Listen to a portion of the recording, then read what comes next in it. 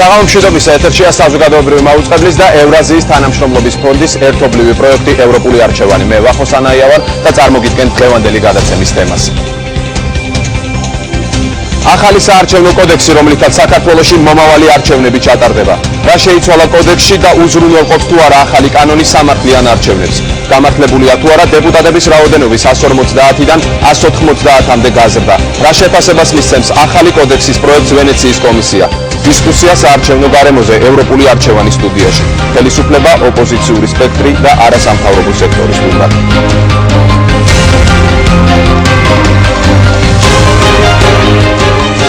ეთერშია ევროპული არჩევანი. მოგესალმებით. მალე საქართველოს ახალი საარჩევნო კოდექსი ექნება. პროექტი უკვე გაუგზავნეს ვენეციის კომისიას, რომლის დასვნა საქართველოს პარლამენტში პროექტის განხილვა და შემდეგ მისი დამტკიცება მოყვება. ამ პროცესში ხელისუფლება, საპარლამენტო ოპოზიცია და არასაპარლამენტო ოპოზიციის ნაწილი მონაწილეობს. დღეს ჩვენს გადაცემაში საარჩევნო კოდექსის ახალ ვარიანტზე მომუშავე ძალების და არასამთავრობო ორგანიზაციების წარმომადგენლები მოვიწვიეთ. აქვე გეტყვით, სანამ წარმოგიდგენთ სტუმრებს, რომ მომდევნო გადაცემაში იმ პარტიების წევრებს მოვიწვევთ, რომელთაც საარჩევნო კოდექსის ახალი პროექტი არ მოსწონთ, მათთვის მიუღებელია და ხელისუფლებისა და ოპოზიციის ნაწილის შეთანხმებასაც არ ეთანხმება. ახლა კი წარმოგიდგენთ დღევანდელი ჩვენი გადაცემის სტუმრებს. პავლე კუბლაშვილი, უმრავლესობის წარმომადგენელი, ლევან ვეფხვაძე, ქრისტიან დემოკრატების წარმომადგენელი, მამუკა კაციტაძე, ახალი მემარჯვენეების წარმომადგენელი, გურამ ჩახვაძე, პარლამენტის წევრი ეროვნულ-დემოკრატიული პარტიის წარმომადგენელი, მიხეილ დევდარიანი, ახალი თაობა, ახალი ინიციატივა, ორგანიზაციის თავმჯდომარე, ეკა სირაძე, სამართლიანი არჩევნების და დემოკრატიის საერთაშორისო საზოგადოება აღმასრულებელი დირექტორი, ლელა ტალიაური, საიას წარმომადგენელი, ნინა ხატისკაცი, საერთაშორისო გამჭვირვალობა საქართველოს პროგრამების დირექტორი, ბადრი ნიაური, დემოკრატიის ცენტრის გამგეობის თავმჯდომარე. მაშასე პირველ შეკითხვას ბატონ ლევან თქვენ დაგისვამთ როგორც ოპოზიციის წარმომადგენელს და შემდეგ ეს თანმიმდევრობით მივყვებით ის ცვლილებები, რომელიც შევიდა კოდექსში და ის კოდექსი, რომელიც დამტკიცდება უახლოეს მომავალში, უზრუნველყოფს თუ არა სამართლიანი არჩევნების ჩატარებას საქართველოში.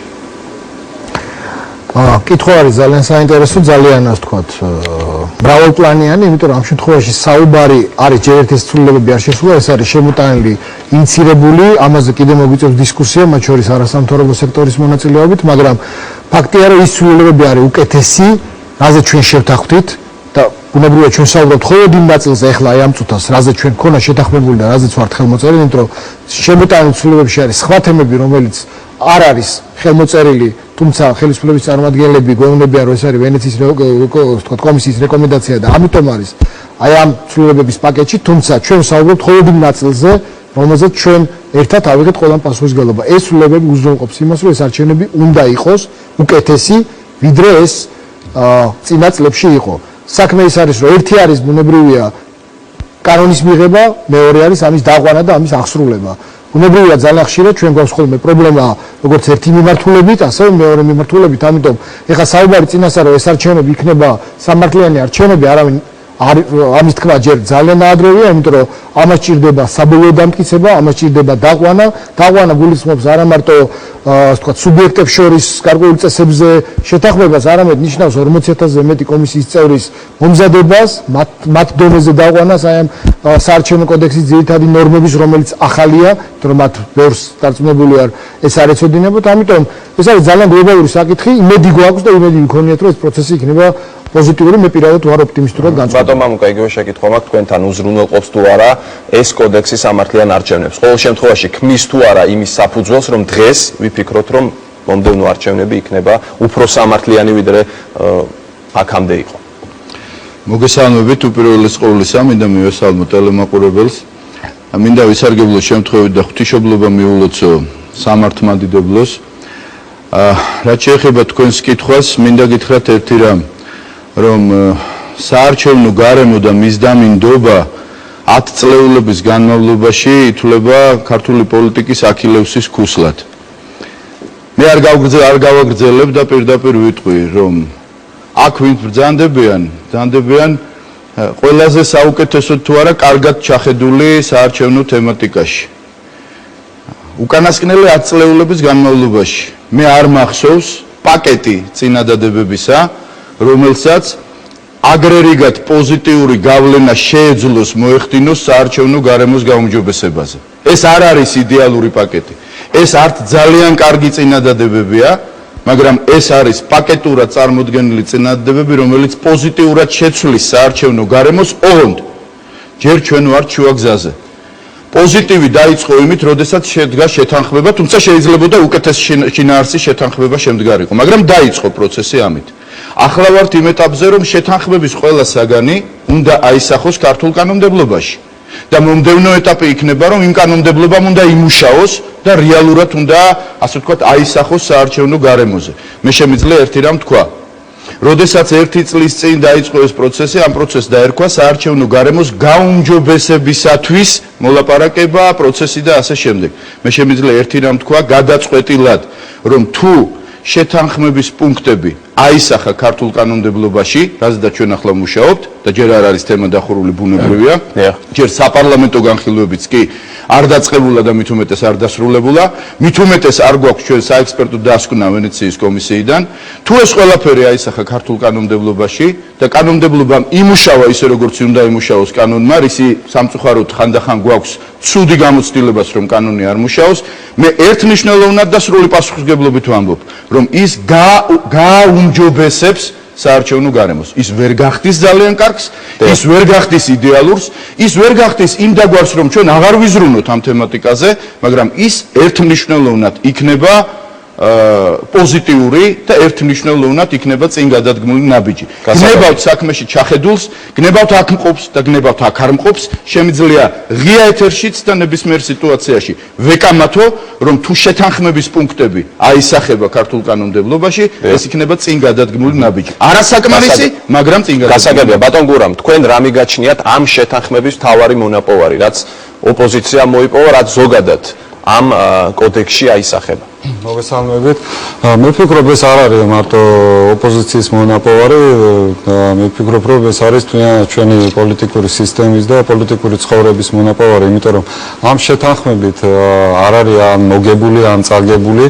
მე ვფიქრობ, პარტიებმა შეძლეს, რომ რაღაც გარკვეულ საკითხებზე შეთანხმებას მიაღწია და ეს არის წინგადადგმული ნაბიჯი, თუნდაც პოლიტიკური კულტურის თვალსაზრისით. მაგრამ როდესაც ჩვენ ვამბობთ, რომ ეს კოდექსი უკეთესია იმაზე, რაც აქამდე იყო, ეს ნიშნავს იმას, რომ რაღაც შეიცვალა არსებითად, მაშინ რა მოგაჩნიათ ამ არსებითად? რა თქმა უნდა, ეს საკითხები, რაზეც ჩვენ შევთანხმდით, მან უკეთესი გახადა კოდექსი და ამაზე იქნება ალბათ საშუალება თვითონ ამ პუნქტზე ვისაუბროთ, მაგრამ კიდევ ვიმეორებ, ჩვენ შევთანხმდით საკითხებზე, ეს არ არის ფორმალური რაღაც ესეთი საკითხები, ამან უკეთესი გახადა კოდექსი, რადგან შევთანხმდით, ეს არის პროგრესი უკვე, ჩვენ გადავდგით ერთი ნაბიჯი, ეხლა არის უკვე მთლიანად ახალი პროექტი შემოსული საარჩევნო კოდექსის და დანარჩენ მუხლებთან დაკავშირებით, დანარჩენ იმ საკითხებთან დაკავშირებით, რაზეც თქვა შეთანხმება არ იყო სამუშაო ჯგუფში, ეს გაგრძელდება.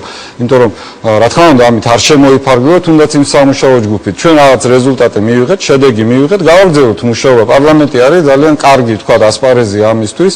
არის სხვადასხვა მექანიზმები იმისა, რომ თქვა, იქნება დებატები, იქნება სამუშაო ჯგუფი, რომელიც უკვე არის შექმნილი, საკომიტეტო მოსმენები, ძალიან აქტიურად იქნება ჩართული არასამთავრობოები და დღეს ჩვენ ერთად ვიმყოფებით. რა თქმა უნდა, ძალიან მნიშვნელოვანია, რომ ვენეციის კომისია მუდმივად თვალყურის დევნებაში იქნება ამ საარჩევნო კოდექსის მიღების პროცესთან დაკავშირებით და მე აუცილებლად უნდა აღვნიშნო და ეს განაცხადა კიდევაც პარლამენტის თავმჯდომარე, რომ ჩვენ არ ვიჩქარებთ, ჩვენ დაველოდებით ვენეციის კომისიის დელეგაციას და მათთან ერთად ბუნებრივია იქნება მუშაობა, რომ მაქსიმალურად მათი რეკომენდაციები იქნას უკვე გათვალისწინებული, გარდა იმისა, თქვა, რაც ჩვენ გვექნება შენიშვნები. მე შემიძლია ისიც თქვა, რომ გადავხედოთ, ჩვენ უკვე მუშაობთ აი ამ ახალ საარჩევნო კოდექსთან მიმართებაში და არის იქ დებულებები, რომელზეც დღესაც შემიძლია უკვე აი ახლა შემიძლია თქვა, რომ იქნება დებატები და თქვა, არის ეს იქნება უთანხმოების და მომავალში ალბათ შეთანხმების. ამ მუხლებზე ვილაპარაკებთ ჩვენ გადაცემის მსვლელობისას. ბატონ პავლე, ვენეციის კომისიისგან მოსალოდნელია თუ არა რაიმე ისეთი რეკომენდაციები, რამაც შეიძლება კოდექსში კიდევ ახალი ძირეული ცვლილებების შეტანა მოითხოვოს? მოგესალმებით თქვენს ტელემოყურებელს. მინდა ვთქვა, რომ მართლაც პროცესი, რომელიც დავეთანხმებ ბატონ მამუკას, გარკვეულწილად შუა გზაზე არის ახლა, არ არის ეს პროცესი დასრულებული, საკმაოდ საინტერესოა და ამ პროცესის შედეგი იქნება იმდენად წარმატებული, რამდენადაც თვითონ ეს პროცესი იქნება გამჭვირვალე საზოგადოებისათვის. ჩვენი მიზანი ალბათ თითოეული პოლიტიკური ჯგუფის, რომელიც აქ არის წარმოდგენილი, რომელიც მონაწილეობს ამ შეთანხმებაში, რის შედეგადაც უნდა დაიხოტოს საარჩევნო გარემო, უნდა გახდეს უფრო გამჭვირვალე, უფრო ასე ვთქვათ, ტრანსპარენტული ყველასათვის და შესაბამისად უნდა კონდეს საშუალება საზოგადოებას, რომ ღია პირობებში გააკეთოს თავისი არჩევანი. ეს პროცესი არის უნიკალური თავისი შედეგის თვალსაზრისით. პროცესი არის კონკრეტული შეთანხმებების გზით სulis ასე ვთქვათ შედეგი და შესაბამისად მე ვფიქრობ, რომ ძალიან მნიშვნელოვანია ამ შემთხვევაში პოლიტიკურ პარტიებსაც და ყველა დაინტერესებულთვის კონდეს საშუალება, რომ ამ საკითხთან დაკავშირებით უფრო მეტი ინფორმაცია მიაწოდოს საზოგადოებას, მიაწოდოს ექსპერტების მეშვეობით, დამოუკიდებელი ასე ვთქვათ ექსპერტების მეშვეობით, რომელიც იქნება ვთქვათ ვენეციის კომისიის ოდიშის წარმომადგენელი და ჩვენი არასამთავრობო სპექტრის წარმომადგენელი საბოლოო ჯამში გამჭვირვალე არჩევნები სწორედ საზოგადოების შეფასების საგანი უნდა გახდეს. რაც შეეხება ვენეციის კომისიის დასკვას, როგორი იქნება ის ხვალანზე, ან როგორი იქნება მათი შეფასებები ცალკეულ საკითხთან დაკავშირებით. ამაზე წინასწარ საუბარი მე მგონი ცოტა ადრეა. მინდა ვთქვა, რომ სექტემბრის ბოლოს ჩამოვა ვენეციის კომისია, ვენეციის კომისიის ექსპერტები იქნებიან თბილისში, როგორც ჩვენ გვაქვს ინფორმაცია, ისინი აპირებენ რომ შეხვდნენ ყველა დაინტერესებულ პოლიტიკურ ჯგუფს, მათ შორის იმ პარტიებს, რომლებიც შეიძლება არ მონაწილეობენ ამ შეთანხმებაში, აპირებენ რომ შეხვდნენ არასამთავრობო სექტორის წარმომადგენლებს. რა თქმა უნდა, მათი მხრიდან მიწოდებული ინფორმაცია ძალიან მნიშვნელოვანია, იმიტომ რომ ერთია ვთქვათ საკანონმდებლო ნორმა, ერთია ის ნორმა, რომელიც არეგულირებს ამა თუ იმ პროცედურას, მეორე არის გარემო, რომელშიც აი ამ ნორმის ამუშავება ხდება. ამიტომ აქაც ჩვენ ვფიქრობთ, რომ რაც უფრო მეტ ინფორმაციას მიაწვდის არასამთავრობო სექტორი, პოლიტიკური პარტიები, მით უფრო მნიშვნელოვანი იქნება ვენეციის კომისიის შეფასებები ამ საკითხთან დაკავშირებით. ბუნებრივია ვიცით, რომ არის საკითხები, რომელთან დაკავშირებითაც შეიძლება იქნება. ეს იყო წინა დასკვნებში. მაგალითად, ერთ-ერთი ესეთი თემა, რომელზეც ახლა აქ დამსწრეპლები დამეთანხმებიან, უკვე 10 წელზე მეტია, ფაქტობრივად ამაზე მიდის შეიძლება, უბრალოდ დაახლოებით 10 წლამდე გამოდის, როდესაც დამოუკიდებელი მაჟორიტარების საკითხი ისმება, ანუ რამდენად შეიძლება კონდეს ან არ შეიძლება. ამ საკითხთან დაკავშირებით ვენეციის კომისიის პოზიცია ჩვენთვის ცნობილია, ისინი მხარს უჭერენ პარტიის გარეშე დამოუკიდებელ მაჟორიტარებს კონდეთ კენჭისყრის უფლება, მაგრამ არის პოლიტიკური პარტიების მხრიდან სხვა პოზიცია დაფიქსირებული. ყველა პარტიას აქვს სხვადასხვა დროს ეს პოზიცია დაფიქსირებული. ბუნებრივია, პარტიული მშენებლობისათვის უფრო ძლიერი, უფრო სტაბილური პოლიტიკური პარტიებისათვის მნიშვნელოვანი შეიძლება იყოს, რომ მხოლოდ პარტიული წარმომადგენლობა იყოს, თუნდაც მაჟორიტარული არჩევნების დროს კენჭისყრისას. ეს და სხვა საკითხები ძალიან ბევრი იქნება ისეთი, რომელზეც შეიძლება გასაგები ამ სადაო მუხლებზე, რაც ამ პროექტში ამაზე შემდეგ გადავალთ, მე მინდა არასამთავრობო სექტორს ვკითხო, რა ხარვეზებს ხედავს ამ პროექტში. მეც მოგესალმებით, მივესალმებით თქვენს ტელემაყურებელს. დიდი მადლობა სტუდიაში მოწვევისათვის. პირდაპირ ხარვეზებზე არ დავიწყებ საუბარს, მაგრამ მინდა თქვენს პირველ კითხვას გავცე პასუხი რაღაც ნაწილობრივ. ჩვენს ვთვლით, რომ რა თქმა უნდა შეიძლება იყოს ძალიან კარგი კოდექსი, ან შეიძლება იყოს ძალიან ცუდი კოდექსი და ჩატარდეს კარგი არჩევნები და შეიძლება იყოს ძალიან კარგი კოდექსი და ჩატარდეს ცუდი არჩევნები. ანუ ეს არის, ასე ვთქვათ, არ არის რაღაცა ერთი, როგორ გითხრათ, სქემა, რომ თუ კი კოდექსი არის კარგად დაწერილი და ნორმები არის ძალიან დეტალურად გაწერილი, არ ნიშნავს, რომ აღსრულება მისი მოხდება აბსოლუტურად შესაბამისად. რაც ეხმაურება ფაქტობრივად იმას, რაც უკვე გაჟღერდა აქ იმ იდეას, რომ მაქსიმალურად უნდა ვუზრუნველყოთ, რომ აღსრულების პროცესი ამ კოდექსის იყოს გამჭვირვალე, სამართლიანი, ობიექტური, ყოველგვარი მიკერძოებულობის გარეშე. აუარესებს მე უფრო ვიტყოდი, რომ მოდით პროპოზიტიურიდან დავიწყოთ, ხო? არის ის ნორმები, რომელმაც საკმაოდ ესე ვთქვათ, რომლებმაც გაუმჯობესა კოდექსი და არის ნორმები, რომელიც ვთვლით, რომ შეიძლება გამოიწვიოს გაუგებრობა, ან უფრო, ასე ვთქვათ, ზოგადი გახადა კოდექსი გარკვეულ ნაწილში. ესე კონკრეტულად შეიძლება ამაზე ვისაუბროთ, რა თქმა უნდა, ვისაუბროთ. მაგალითად თავმჯდომარის CSKO-ს თავმჯდომარის უფლებამოსილებები არის გაზრდილი საკმაოდ. ამასთან დაკავშირებით ალბათ ჩვენ არ ვიცით ახლა უბრალოდ, რადგან CSKO ცენტრალური საარჩევნო კომისია არის კოლეგიალური ორგანო, მაქსიმალური, ასე ვთქვათ, ნდობის ხარისხის მაქსიმალური მიღწევისათვის საჭიროა, რომ ყველამ მიიღოს მონაწილეობა მიღებულ გადაწყვეტილებებში. შესაბამისად, უფლებამოსილებები სხვადასხვა მიმართულებით გაიზრდება და კონკრეტულად პიროვნულად CSKO-ს თავმჯდომარეს ექნება კონკრეტულ გადაწყვეტილებებზე მიღების უფლებამოსილება, გამოდის რომ სხვა წევრები მათ აღარ ექნებათ, ასე ვთქვათ, საშუალება და შესაძლებლობა, რომ მაქსიმალურად მიიღონ გადაწყვეტილების მიღების პროცესში მონაწილეობა. რაც რა თქმა უნდა, პროცესის გამჭვირვალობა იქნება, დემოკრატიულობა იქნება თუ სხვა, ამ მიმართულებით შეიძლება წარმოქმნას რაღაცა ტიპის პრობლემები. თვითონ პროცესზეც მინდა რომ აღვნიშნო, ანუ აი თვითონ ეს ახალი კოდექსის დაწერის პროცესი იყო საკმაოდ მოულოდნელი ყველასთვის, ყოველ შემთხვევაში ჩემთვის ნამდვილად იყო და არ ვიცი, ჩემი კოლეგებიც ალბათ ამასთან დაკავშირებით გამოთქვავენ თავის აზრს, როგორც ბატონმა პავლემ აღნიშნა, პროცესი ძალიან მნიშვნელოვანია, დემოკრატიული პროცესი, ანუ დემოკრატია არ არის რაღაცა ერთი, ხო, რასაც უკვე ესე აიღებ და მოარგებ, ანუ ეს არის პროცესი და თვითონ პროცესი უნდა იყოს გამჭვირვალე მაქსიმალურად და შესაბამისად ის ფაქტი, რომ ახალი კოდექსი რომ იწერებოდა, ასე ვთქვათ, ყველასთვის იყო, ასე ვთქვათ, ყოველ შემთხვევაში ჩვენთვის ნამდვილად იყო უცნობი. ანუ აი პროცესის გამჭვირვალობას აი ამ მიმართულებით ნამდვილად ვერ დაიკვეხნის ამ შემთხვევაში უმრავლესობა. გასაგებია ის, რომ რიგი ოპოზიციური პარტიები არ მონაწილეობენ ამ პროცესში. ეს საბოლოოდ თქვენი აზრით როგორ აისახება საარჩევნო გარემოს? გესალმებით პირველ რიგში, რა თქმა უნდა, საარჩევნო კოდექსის დობა უფრო მაგალი იქნება, რაც უფრო მეტი პოლიტიკური სუბიექტი, საზოგადოების დიდი ნაწილი მიიღებს მის შემუშავებაში მონაწილეობას, რაც უფრო დიდი იქნება შეთანხმება საზოგადოების დიდი ნაწილის, რა თქმა უნდა, დობა იქნება უფრო მაგალი. თვითონ ამ ახალ საარჩევნო კოდექსს რაც შეეხება, რა თქმა უნდა, არის ძალიან ბევრი დადებითი მომენტები, რომელიც გააუმჯობესებს საარჩევნო გარემოს პარტიების დაფინანსება, გასაჩივრების გაზრდა, როგორც იქნა აღარ აქვს მარკირება, როცა ქვეყნის ევროპული არჩევანი გვაქვს და ესეთი უქმედით უნარო დამცავი საშუალება არსებობს მარკირება, ის არ უნდა კონდეს, რა თქმა უნდა. მაგრამ მე უფრო მეც მოველოდი ახალი საარჩევნო კოდექსიდან, იმეც ვიტოვებ, რომ განხილვები გაგრძელდება, ის რო ვთქვათ, ერთმა პოლიტიკურმა პარტიამ დაწერა საარჩევნო კოდექსის არ არის თქვა ჩემთვის პრობლემა, მთავარი ამის განხილვა როგორ მოხდება, რამდენად საჯაროდ იქნება მე განხილვის პროცესი, შენიშვნების გათვალისწინება რამდენად ადეკვატურად მოხდება. ჩვენთვის ყველაზე უარყოფითი მომენტი რაც არის, იზრდება CSKO-ს პოლიტიკური დატვირთვა.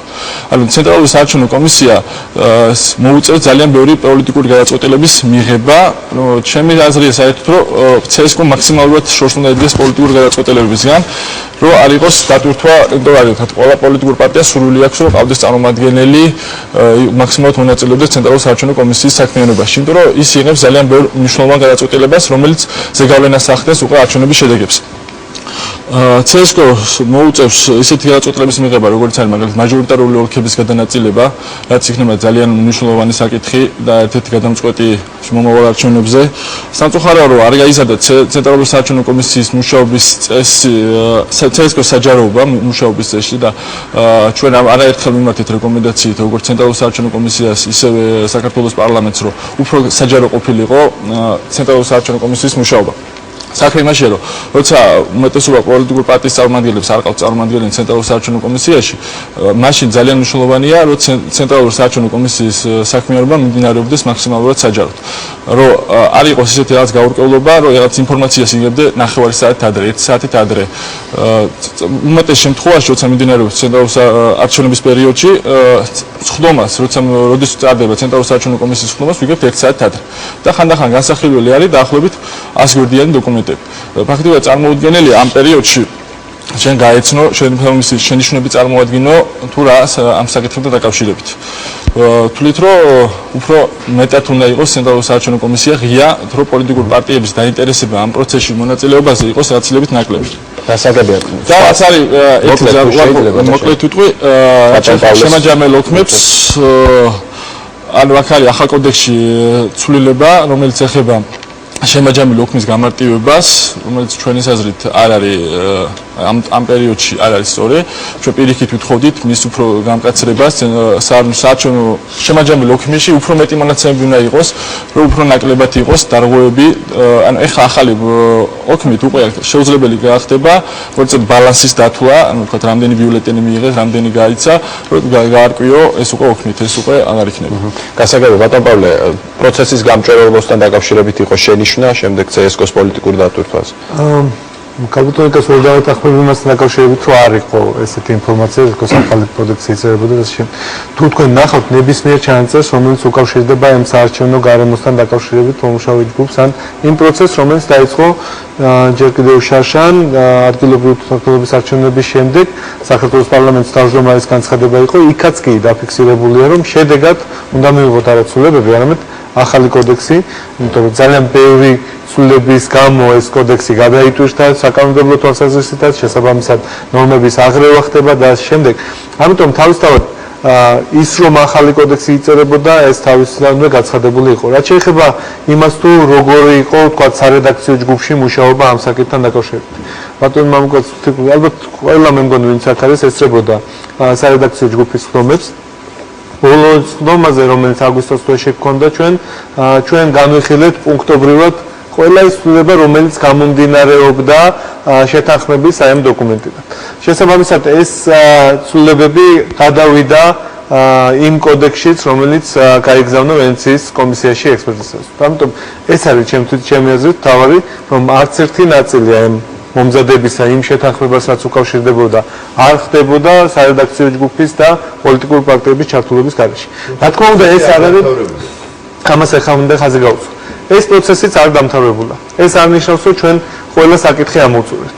არის ამ დოკუმენტში, შეთანხმების დოკუმენტში არის საკითხი, სამი საკითხი, რომელსაც უნდა მოყვეს გაგრძელება. და ამას უნდა მოყვეს გაგრძელება როგორც საკანონმდებლო დონეზე, უბრალოდ უნდა შევთანხმდეთ ჯერ რა ფორმას მიიღებს ეს საკანონმდებლო ჩანაწერები, ისე გაგრძელება უშუალოდ, თქვათ, ამ ნორმების იმპლემენტაციის პროცესით. ეს არის კომისია, რომელიც უკავშირდება ამორჩეველთა სიების დადგენას. ეს არის ეგრეთ წოდებული უწყებათშორისი კომისია, რომელიც არჩევნების დროს თვალყურს ადევნებს ადმინისტრაციული რესურსის გამოყენებასთან დაკავშირებული წესების დარღვევებს და ეს არის მედია მონიტორინგის საკითხი. ეს არის ის სამი ძირითადი თემა, რომელთან დაკავშირებითაც ჩვენ მაშინაც ვთქვით, რომ სექტემბრის თვიდან განვაახლებდით ამ საკითხზე მუშაობას. უკვე ხუთშაბათს დანიშნულია მომდევნო შეხვედრა სარედაქციო ჯგუფის და შესაბამისად ამ საკითხებზე გვექნება საუბარი. აქვე მინდა ხაზი გაუსვა, რომ კიდე ერთი თემა არის, რომელიც შეიძლება ასევე მსჯელობის საგანი იყოს, უბრალოდ საბოლოო ფორმულირება ამაზე ვერ მოვიფიქრეთ, ეს შეეხება დამკვირვებლების და წარმომადგენლების როლის გაზრდას საჩივრების ჩაბარების პროცესში. ამასთან დაკავშირებით ჩვენ სხვადასხვა პოზიციები გვაქვს. მე პირადად ვფიქრობ მაგალითად, რომ როდესაც საარჩევნო უბანზე ოპოზიციის წარმომადგენელი არის უბნის მდივანი, რომელიც იბარებს ამ საჩივარს, იქ რაღაც დამატებით მექანიზმი შეიძლება არც იყოს აუცილებელი. თუმცა რახან ჩვენ საუბრობთ წარმომადგენლების და დამკვირვებლების უფლებების დაზე. კი ბატონო, იყოს ესეც ეს ნაბიჯიც გადაღმული, უბრალოდ ჩვენ შევთანხმდით, რომ პოლიტიკური პარტიები, რომლებიც სარედაქციო ჯგუფში არიან, წარმოადგენენ თავიანთ წინადადებებს და ჩვენ ამ წინადადებებს ვიმშელებთ. ამიტომ მე მინდა ხაზი გაუსვა, არც ერთი საკითხი, რომელიც აი ამ შეთანხმებიდან გამომდინარეობს, ან რომელიც საარჩევნო კოდექსში არის, არ დარჩება მსჯელობის გარეშე და საზოგადოების ძალიან ფართო მონაწილეობის გარეშე. ჩვენ ვფიქრობთ, რომ ამ საკითხთან დაკავშირებით შეხვედრები გაიმართება არა მხოლოდ საკომიტეტო და პლენარული ხდომების ფორმატში. ეს იქნება შეხვედრები ყველა დაინტერესებულ ჯგუფთან და ვიდრე კომიტეტის ხდომები დაიწყება, ვიდრე იურიდიულ კომიტეტში დაიწყება განხილვა ამ საკითხის. მანამდე უნდა მოხდეს აუცილებლად სხვადასხვა ტიპის შეხვედრები, სადაც ყველა ამ ნორმას დეტალურად განვიხილავთ. გასაგებია, ბატონო პავლე, ბატონ ლევან ჩამოთვალა ამომრჩეველთა სიები ახსენა, მედია მონიტორინგი, ასევე უწყებათშორისი კომისია, ხო? პირველი ორი ამომრჩეველთა სიები და მედია მონიტორინგი არის ის საკითხები, რომელზეც არჩევნებამდეც და არჩევნების შემდეგ ყოველთვის ისმის პრეტენზიები. აი, არსებობს თუ არა იმედი იმის, რომ მსგავსი სახის პრეტენზიები არ იქნება, ვთქვათ, ამ არჩევნების შემთხვევაში, იმიტომ რომ აქ საჭიროა მექანიზმი. შექმნილია ეს მექანიზმი, რომელიც უზრუნველყოფს სიებთან და მედია მონიტორინგთან დაკავშირებით ამ საკითხების მოგვარებას.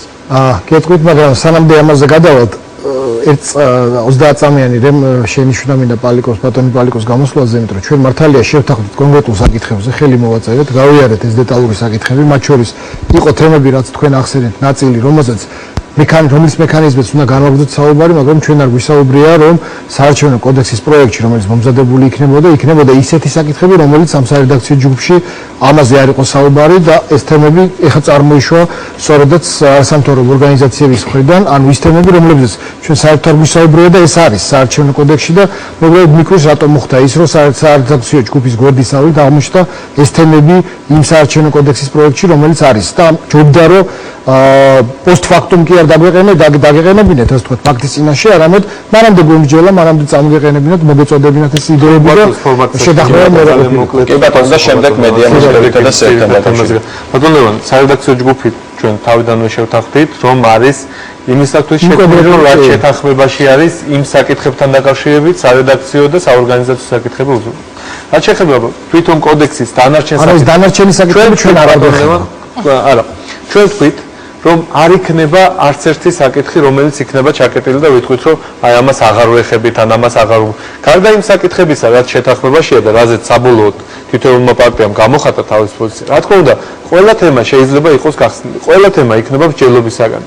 თითოეული ეს საკითხი იქნება ის საკითხი, რომელიც თქვენთვისაც, ნებისმიერი დაინტერესებული პირისთვისაც, საზოგადოებისთვისაც კიდე ერთხელ უნდა გახსნეს სამშაბათს, უნდა გამოვიდეს სამშაბათს და შესაბამისად მივიღოთ გადაწყვეტილება. იმიტომ მე ნამდვილად არ ვფიქრობ, რომ ამ პროცესს ან აქამდე, ან ამის შემდეგ დააკლდება რაიმე საზოგადოებისთვის დაფარული იქნება და ასე შემდეგ. ეს იქნება ძალიან გამჭვირვალე და მე ვფიქრობ, რომ ძალიან მნიშვნელოვანი არის საუბარი, რომ ეს დოკუმენტები რაღაცა დაფარულია და ვერ წავიკითხავთ, ვერ გავიგებთ რა წერია, უბრალოდ მანამდე ჯობდა ამაზე ბუნებრივია საუბარი და დისკუსია, იმიტომ რომ თამაშის წესები, რომელზეც ჩვენ ჯერ კიდევ 2 წელნახევრის წინ შევთანხმდით, მაშინ ითქვა, რომ არის თემები, რაზეც შევთანხმდებით, რაც არ შევთანხმდებით, ნიშნავს, რომ ძველი რჩება. ამიტომ ეს ფორმულა თუ ძალაში იყო, მაშინ ყველა ეს თემა ჯერ უნდა შემოსულიყო, ასე ვთქვათ, გარკვეულწილად იმ სარედაქციო ჯგუფში, შევთანხმდებოდით, არ შევთანხმდებოდით, მაშინ დარჩებოდა ის ძველი ნორმა. კარგით, მაშინ გადავიდეთ ამ საარჩევნო სიები და მედია მონიტორინგი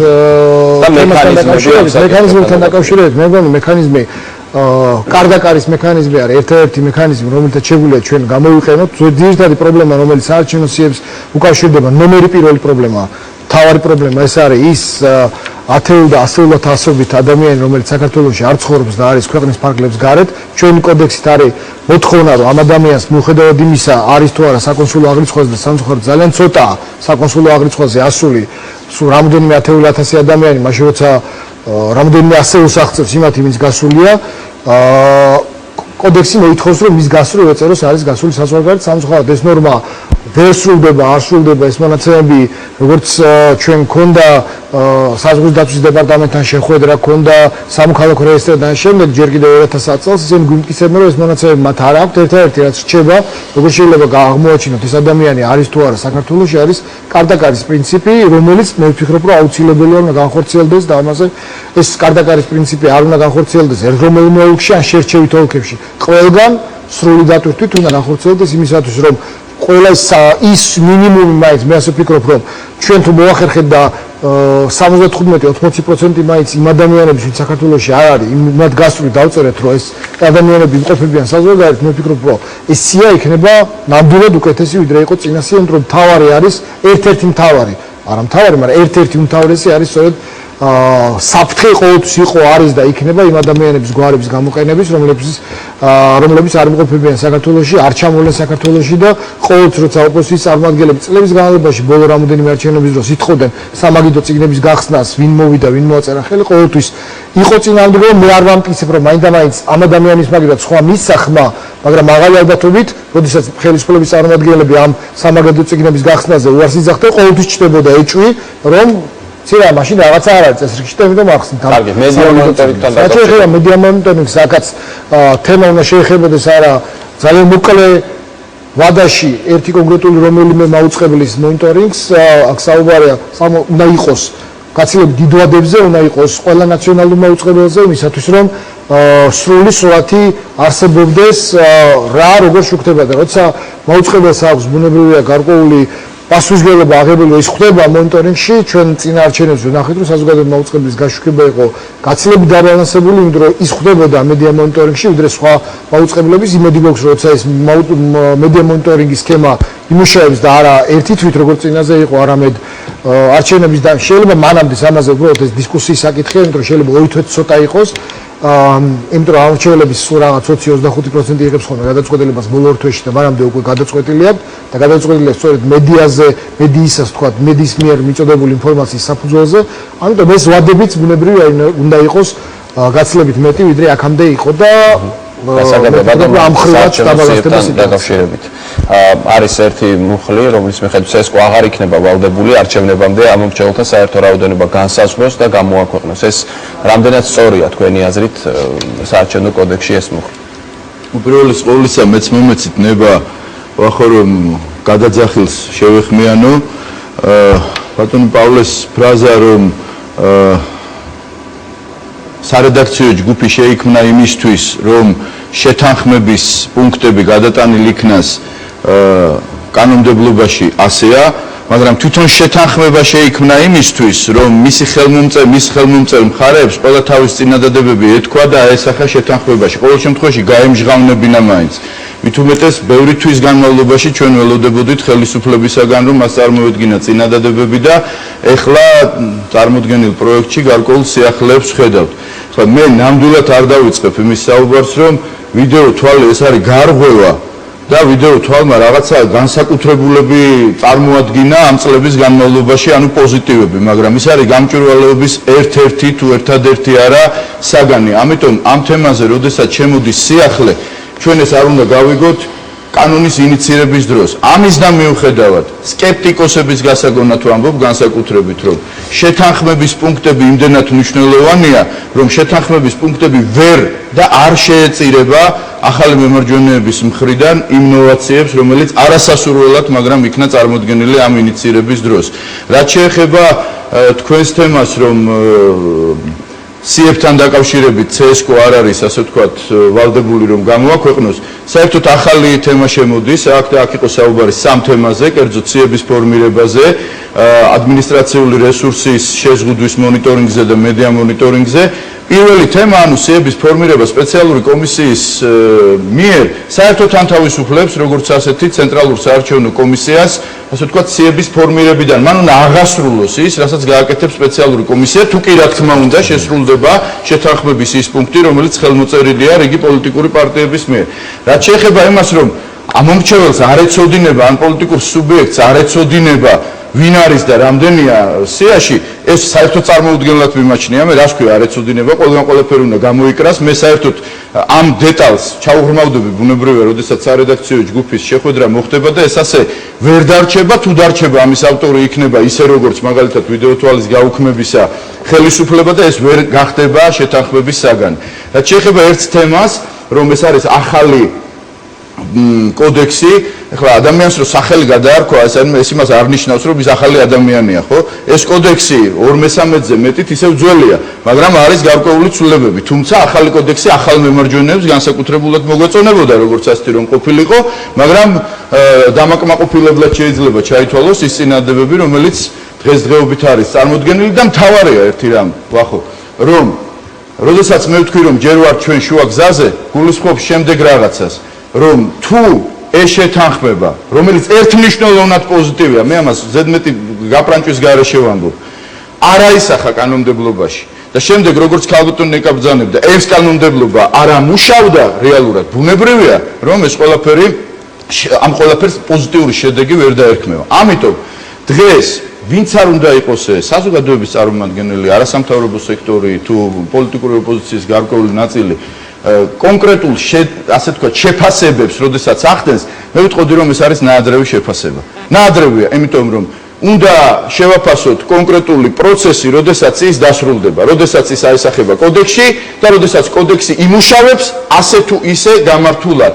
ამიტომ მე პირადად სრული პასუხისმგებლობით ვაცხადებ, იმ შემთხვევაში თუ ის იმედი, რაზეც ლევანი საუბრობდა აქ, აღსრულდება, შესრულდება და შეთანხმების საგანი აისახება კოდექსში, კანონში და კანონი ამუშავდება, მე პირადად ვამბობ ერთმნიშვნელოვნად, რომ არჩევნები ჩატარდება უკეთესად და გაუმჯობესებულად. ახლა თქვენი კითხვა, რომელიც ლევანს დაუსვით თქვენ, რომ არის თუ არა იმის იმედი, რომ საარჩევნო სიების შესწორების, ადმინისტრაციული რესურსის მონიტორინგის და მედია მონიტორინგის პირობებში არ იქნება პრეტენზიები. არა, ისეთი სახის პრეტენზიები, არა, ბატონ მამუკა, იმ პროცესს რაც იყო ადრე მოყვა მანდატების დახევა. თქვათ, მსგავსი თემები იქნება თუ არა? ხო, ჩემბოსტანში კენჭების როლა არ გინდა ეხლა მანდატის დახევასთან დაკავშირებით. ამიტომ ფაქტი მოვიყვანე, რაც იყო. გასაგებია, ფაქტის ავტორი ვარ. ამიტომ გპასუხობთ, რომ იმედი არის, მაგრამ შანსი არ არის, რომ უკმაყოფილო არ იყოს. გამორიცხულია ეს მომენტი. მაგრამ თავარია რამდენი იქნება და ვინ იქნება ამ პროცესის დადებითად პოზიტიურად და გამართულად შემფასებელი, როგორც გამართულად ჩატარებული პროცესი და ვინ და რატომ და რისთვის იქნება ამის, ასე ვთქვათ, აკვიატებულად გამკრიტიკებელი. ამიტომ ამ ყველაფერს აქვს მნიშვნელობა.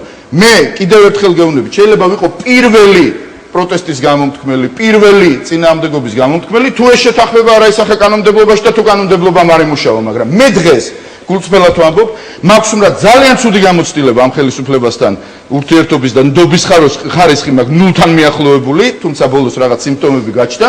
მე დღეს არ მაქვს იმის საფუძველი, რომ ვილაპარაკო, რომ ის შეთანხმება რაც შედგა, არ აისახება კანონმდებლობაში. მე მაქვს ამის იმედი და სხვათა შორის მე არ ვამბობ, რომ ეს არის ახალი მემარჯვენეების დამსახურება, ან მარტო ოპოზიციის დამსახურება. რა თქმა უნდა, ეს არის ოპოზიციის დამსახურება, მათ შორის იმ რვიანის დამსახურება, რომელსაც წინააღმდეგობები ჰქონდა, იმ ოპოზიციის დამსახურება, რომელიც მოლაპარაკების პროცესში იყო ჩართული, აი ამ საზოგადოების დამსახურება, არასამთავრობო სექტორის, რომელიც ამავე პროცესში იყო ჩართული, როგორც დამკვირვებელი, განსაკუთრებულად მაქვს იმედი იმ საერთაშორისო საზოგადოებისა, რომელსაც არნახული ყურადღება გამოივლინა და სულ ყველაზე ბოლოს მაქვს იმედი ხელისუფლების.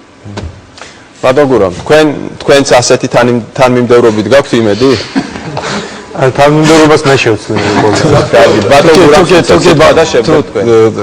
თუკი ბატონ მამუკას აინტერესებს, რომ ის შეთანხმების ის მუხლები არის თუ არა ასახული ახალ პროექტში, ეს დამდილად არის ასახული. არა, მე თქვი არა, მე ვხურობ, რა თქმა უნდა. ვხურობ კი არა, ეს მართლაც ასე არის და ეს კარგია, ამიტომ შეთანხმება უნდა იქნას დაცული და ბუნებრივია ჩვენის მხრიდანაც ეროვნულ დემოკრატიულ პარტიას გულისხმობ, შეთანხმების მუხლებთან დაკავშირებით ჩვენ არანაირ კამაც ან რევიზიას არ ვაპირებთ, იმიტომ რომ არის შეთანხმება და ეს შეთანხმება უნდა იყოს დაცული. და შეეხება ახალ პროექტს, პირიქით მე მაგალითად მოხარული ვარ, რომ ეს პროექტი დააკეთა გუნდმა, დავარქვათ უმრავლესობა, იმიტომ რომ ჩვენ ყოველთვის გვაინტერესებდა რა პოზიცია აქვს საარჩევნო კოდექსთან მიმართებაში, ან სიახლეებთან მიმართებაში მართლ პარტიას. ძალიან კარგი შემოვიდა ახალი პროექტი, იქ შეიძლება რაღაც ცვლილებები არის, მაგრამ ჩვენ უკვე ვიცით განწყობა და ჩვენ ვიცით თუ რა პოლიტიკა და რა სისტემა სურს მართლ პარტიას. მაგრამ ახლა დახურული არ არის კარი, ბუნებრივია და ჩვენ ამას რაღაცნაირად ხშირად ვიმეორებ და ასეც არის. წამამსჯელობები, მაგალითად ჩემთვის ძალიან მნიშვნელოვანი არის ადმინისტრაციული რესურსთან დაკავშირებით და ეს მუხლები, სადაც მე ცვლილება ვერ ვნახე. მე თუ არ მეშლება ბატონ გურამ, ასეთი უწყებად შორის საბჭოები უწყებათა კი არა იყო, მე შემიძლია თქვა რომ უწყებათა შორის ჯგუფმა, კომისიამ დავარქვა და ასე არ უნდა თქვა ისე რომ მან რეაგირება არ მოახდინა.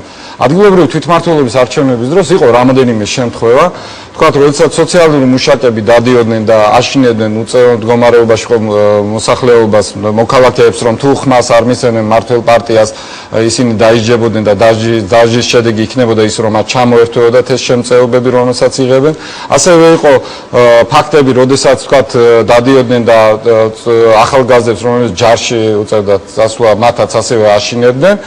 იყო შემთხვევები, როდესაც პატიმრების მშობლებს და ნაცისებს პირდებოდნენ, რომ თუ კი თქვათ იქნებოდა მხარდაჭერა, მაშინ მოხდებოდა ამინისტია და განთავისუფლება. უწყებათა შორის ჯგუფი ჩაერთო, ჩვენ მქონდა ამის განხილვა და მაგალითად იგივე ჯართან დაკავშირებით გადავადდა გაწვევა, თქვათ პატიმრებთან დაკავშირებით ამინისტია უკვე თქვით რომ აღარ გამოცხადდებოდა, იმიტომ რომ რაღაც სრულ მოლოდინი არ გაჩენილი იყო და იგივე სოციალურ მუშაკებთან დაკავშირებით იყო გარკვეული პრევენციული ქმედებები. ასევე იყო ერთი შემთხვევა, როდესაც ძალოვანი სტრუქტურის წარმომადგენელი აშინებდა მოქალაქეს, მან ეს განაცხადა, ეს იყო გურიაში და ეს თვითონ ეს პიროვნება გამოშორდა. გასაგებია. აქ რა არის, იცით, უკაცრავად მე დავასრულებ. აქ ითქვა, რომ არის კარგი კანონი და მე როგორია მისი აღსრულება, ხო? EUTHO-ს მისია სხვა შორის ამას აღნიშნავს. არის საკანონმდებლო ხარვეზები და ასევე არის კანონი, რაც კარგი მუხლებია, ვთქვათ, მისი რეალიზაციის სისუსტე. აი ამიტომ უნდა შეიქმნას ეს სტრუქტურები და აქ ხმის დამცველ, ასე ვთქვათ, მონიტორინგის კომისიაში ჩვენ შევთანხმდით, რომ იქნება პარიტეტის დონეზე, ანუ თანაბარი მონაწილეობა იქნება. უბრალოდ ჩვენ უნდა ვიმსჯელოთ ახლა მისი გადაწყვეტილება, ანუ ეს გადამოწმებული სიები, ანუ რამდენად რა ლეგიტიმაცია ექნება აი ამ კომისიას, იმიტომ რომ იყო მსჯელობა, რომ ეს უნდა შეიქმნას პრეზიდენტის ნორმატიული აქტი, თქვათ, რაღაც ესეთი საჯარო სამართლის ან ესეთი იურიდიული პირი უნდა იყოს, მაგრამ ჩვენ უნდა შევთანხმდეთ თუ რა უფლებამოსილება იქნება. ანუ გადაამოწმა ამ კომისიამ დაადგინა, რომ იქ რაღაც პრობლემები ან დააზუსტა ეს სიები, ვალდებული იქნება თუ არა შემდეგ CSKO რომ გადაასწოროს, ანუ შეასწოროს. გასაგებია, ბატონო, რეკლამა და შემდეგ თქვენ მოგცემთ სიტყვას და შემდეგ არასამთავრობო სექტორის ეს ფლანგი, რომელიც ცოტა დამეჩაგრა. რეკლამის შემდეგ დაბრუნდებით პირდაპირ ეთერში.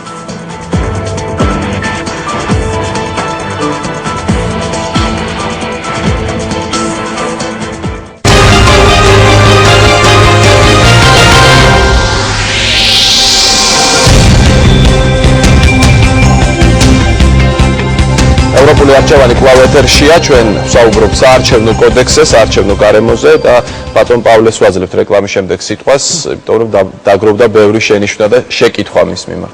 მე დავიწყებ თქვენი შეკითხვით, თქვენ თქვით, რომ აღარ არის საარჩევნო კოდექსში ჩანაწერი, როდესაც და საარჩევნო კომისია ადგენდა ამ მომხმარებელთა რაოდენობას. მე მინდა ამაზე ცალსახ პასუხი გაცეთ. პირველ რიგში მინდა ვთქვა, რომ ეს არ ნიშნავს, რომ სიები არ იქნება საჯარო.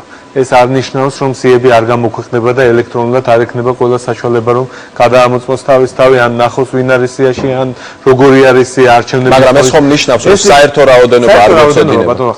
არის მნიშვნელოვანი, მხოლოდ იმ შემთხვევაში, როდესაც მოსვლის ბარიერი არსებობს კანონმდებლობაში. ან თუ არჩევნების ჩატარებულად ჩაითვლება რაღაც რაოდენობის მოსვლის შემთხვევაში, მაგ შემთხვევაში აქვს მნიშვნელობა ოდენობას. სხვა შემთხვევაში მთავარი არის თვითონ სია იყოს გამჭვირვალე და ხელმისაწვდომი. და მეორე, რაც ასევე მთავარი მიზანი იყო ამ შემთხვევაში ამ ჩანაწერის ამოღების. ეს იყო ის ჯგუფი, ის კომისია, რომელიც უნდა შეიქმნას სიების დადგენის მიზნით. ეს კომისიის, ამ კომისიის შექმნა შეთანხმებული არის პარტიებს შორის. ჩვენ ახლა შემდეგ სარედაქციო ჯგუფი შეხვედრაზე სწორედ ამ საკითხზე ვიმსჯელებთ. ეს იქნება ის კომისია, რომელსაც სრული უფლებამოსილება ექნება, რომ კარ-და-კარ პრინციპით გადაამოწმოს სრული სია საქართველოს მთელ ტერიტორიაზე ყოველგვარი შეზღუდვის გარეშე. შესაბამისად, ეს იქნება ის კომისია, რომელიც იქნება მთავარი სიის დადგენის ნაწილში. აქედან გამომდინარე, მე ვფიქრობ, რომ საბოლოო ჩანაწერი როგორი იქნება, რა ჩანაწერი გაშლება კომისიის მუშაობასთან დაკავშირებით საარჩევნო კოდექსში, როგორი იქნება, ვთქვათ, ვადები იმის, როდის უნდა მიაწოდოს ამ კომისიამ, ცენტრალურ საარჩევნო კომისიას სიები, რა კომპეტენცია ექნება ასეთ შემთხვევაში, ვთქვათ, სხვა სტრუქტურებს, როგორც არის სამოქალაქო რეესტრი ან სხვადასხვა სამინისტრო, რომელიც აწვდიან. ეს ყველაფერი არის უკვე შემდგომი მსჯელობის საგანი და ამ საკითხებზე ჩვენ ვიმსჯელებთ კანონპროექტის განხილვის დროს. მე მინდა კიდევ ერთ თემას დავუბრუნდე, ეს შეეხება იმას, რამდენად იქნება, ვთქვათ, უსიამოვნება, ან ვინმე იქნება კმაყოფილი, ან უკმაყოფილო არჩევნების შედეგებით. მინდა ვთქვა, რომ ჩვენთან პოლიტიკური სპექტრი მართლაც ძალიან ფართოა და ბუნებრივია, რომ რა ტიპის არჩევნებიც არ უნდა ჩატარდეს, ყველა გამარჯვებული ვერ იქნება. ყველა პარტია, ვინც მონაწილეობას მიიღებს არჩევნებში, გამარჯვებული ვერ იქნება და ყველა კანდიდატი ვერ გახდება გამარჯვებული, ყველა პარტია ვერ გადალახავს ბარიერს. ამიტომ ბუნებრივი იქნება მათი საქართველოში სამწუხაროდ ესეთი ტრადიცია ჩამოყალიბდა, რომ როგორც წესი პარტიები ან მაჟორიტარული კანდიდატები თავიანთ დამარცხებას აბრალებენ ყველას და ყველაფერს გარდა საკუთარი თავის. ამიტომ მე არ ველოდები იმას, რომ ამ არჩევნების შემდეგ ვინმე იტყვის, რომ ეს არჩევნები კარგი იყო, მაგრამ მე დავმარცხდი. ამას არ ველოდები. ვირიქით ველი იმას, რომ როგორც წესი დაიწყებენ მიზეზების ზებნას საარჩევნო კოდექსში, საარჩევნო გარემოში და ასე შემდეგ. იმედი მაქვს, რომ აი იმ პროცესის გამჭვირვალეობით, რომელიც ეხლა კიდე ერთხელ ხას უსვამთ ამას, რომ ჯერ არ დასრულებულია და უკვე შუაგზაზეა და გარკვეული შედეგები უკვე.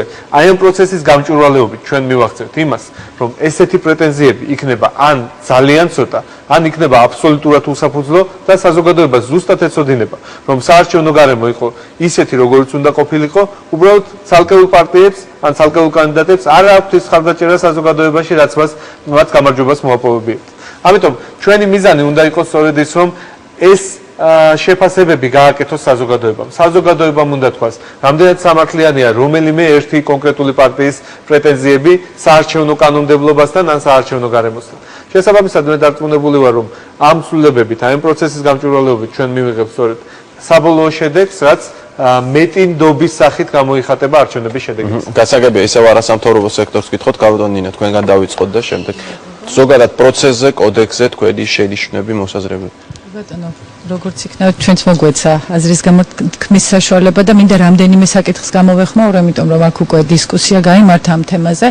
პირველ რიგში ახალი კოდექსი, ახალი საარჩევნო კოდექსის პროექტი, ეს ნამდვილად ახალია, იმ გაგებით რომ იგი თავიდან ბოლომდე გადაწერილია და ეს იყო ვენეციის კომისიის რეკომენდაციაც და ეს მისასალმებელიცაა.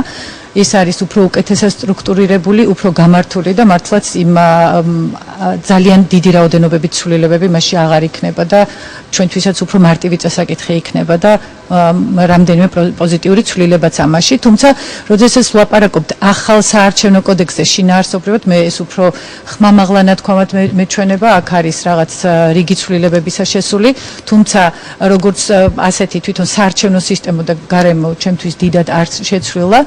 და მე სიამოვნებით მოусმენდი, გულისყურით მოусმენდი განსაკუთრებით იმ ოპოზიციურ პარტიებს, რომლებმაც ამ შეთანხმებაში მიიღეს მონაწილეობა, რა არის ის არსებითი ცვლილებები ამ ახალ საარჩევნო კოდექსში, რა მიაჩნიათ არსებით ცვლილებები და მე უბრალოდ გავიხსენებ ერთი წლის წინ დაწყებულ მოლაპარაკებებს, როდესაც უმრავლესობა და ოპოზიციის ერთი ნაწილი მაშინ რვიანის სახით გაერთიანდა და ერთობლივი, ასე ვთქვათ, რეკომენდაციები და პოზიციები დააფიქსირეს.